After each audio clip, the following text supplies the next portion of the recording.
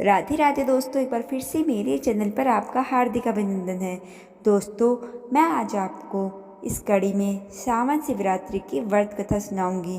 तो चलिए बिना देरी करे हुए सावन शिवरात्रि की व्रत कथा पढ़ते हैं। शिव पुराण के अनुसार एक समय में चित्रभानु नाम का एक शिकारी था। वो शिकार कर अपने घर चलाता था। शिकारी के ऊपर साहूकार का काफ़ी कर्ज था। वह कर्ज नहीं चुका पा रहा था। इसी के चलते साहूकार ने उसे बंदी बना लिया था। इस दिन शिवरात्रि थी। उसने दिन भर शिव का स्मरण किया और उपवास किया। ऐसे ही पूरा दिन गुजर गया। शाम को साहूकार ने चित्रभानु को एक दिन का समय दिया कर्ज चुकाने के लिए और उसे छोड़ दिया।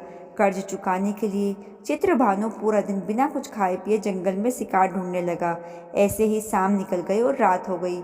इसके बाद वो रात बीतने के इंतजार में बेल के पेड़ पर चढ़ गया। इसी पेड़ के नीचे शिवलिंग था। बिना जाने शिकारी बेलपत्र तोड़कर नीचे की तरफ गिरा रहा था, जो कि संयोगवश शिवलिंग पर गिर रहे थे। इससे उसका व्रत भी पूरा हो गया। इसके बाद चित्रभानु को तालाब के किनारे एक गर्भिणी हिरणी दिखाई दी, यानी कि जिसके गर्भ था, जो पानी पीने के लिए आई थी। उसका शिकार करने के लिए उसने धनुष बाण निकाला। उस हिरणी ने चित्रभानु को देख लिया। इस पर उसने शिकारी से कहा कि उसके प्रसव का समय है, तुम दो जीव की हत्या करोगे, यह ठीक नहीं है। हिरणी ने शिकार से वादा किया, जब उसका बच्चा इस दुनिया में आ जाएगा तो वो खुद आएगी, तब वह उसका शिकार कर सकता है, लेकिन अभी उसे जाने दे। शिकारी ने उसकी बात मान ली और जाने दिया। इसके बाद प्रत्यंचा चढ़ाने तथा ढीली करते समय कुछ शिवलिंग पर कुछ और बेलपत्र गिर गए। ऐसे में चित्रभानु से अनजाने में शिव की प्रथम पहर की पूजा भी हो गई। कुछ समय बीता। शिकारी को एक और हिरनी दिखी जो वहाँ से जा रही थी। उसे देखकर शिकारी बहुत खुश हुआ और शिकार करने के लिए तैयार हो गया। हिरनी ने उससे निवेदन किया कि वह कुछ ही देर पहले ऋतु से निर्वित हुई है। मैं अपने प्रिय को ढूंढ रही हूँ। मैं एक कामतुर विरहिणी हूँ। जैसे ही मुझे मेरा पति मिल जाएगा वैसे ही मैं आ जाऊंगी। यह सुनकर शिकारी ने उसे जाने दिया, लेकिन वो बेहद चिंतित था। रात का आखिरी पहर बीतने ही वाला था। इस बार चित्रभानु से बेलपत्र टूटकर शिवलिंग पर गिर गए। इससे दूसरे पहर की भी पूजा हो गई। इसके बाद उसे एक और हिरनी दिखी। वो भी वहीं से जा रही थी। उसने उस हिरनी के शिकार का भी निर्णय लिया। उसने शिकारी से कहा कि मेरे बच्चे मेरे साथ हैं, मैं इन बच्चों को इनके पिता के पास छोड़कर आती हूँ। इस समय मुझे जाने दो। शिकारी ने कहा कि वो इससे पहले भी दो हिरनियों को छोड़कर देख चुका है। वह इस बार हिरनी को नहीं छोड़ेगा। इस पर हिरनी ने कहा कि वो उसका विश्वास करे। मैं लौटने की प्रतिज्ञा लेती हूँ।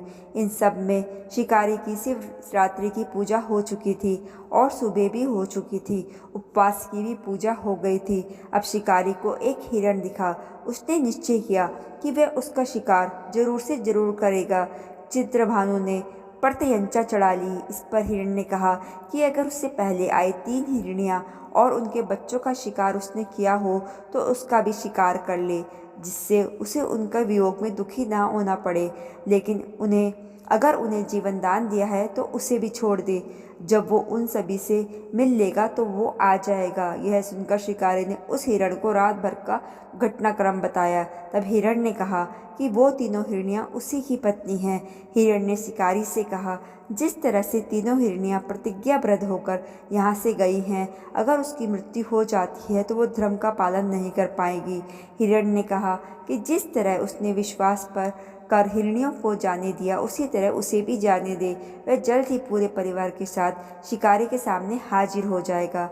चित्रभानु ने उस पर विश्वास किया और जाने दिया। उसका मन निर्मल हो चुका था, क्योंकि वो शिवरात्रि का व्रत पूरा कर चुका था। उसके अंदर भक्ति की भावना आ चुकी थी। कुछ ही समय बाद वो हिरण अपने परिवार के साथ शिकारी के सामने हाजिर हो गया। उनकी सत्यता, सात्विकता और प्रेम भावना देखकर शिकारी को बेहद आत्मगलिना हुई। इस भाव में उसने जीवों को जीवन दान दे दिया। व्रत को पूरा करने से चित्रभानु को मोक्ष मिल गया। उसकी मृत्यु के बाद उस शिकारी को शिवगण अपने साथ शिवलोक ले गए।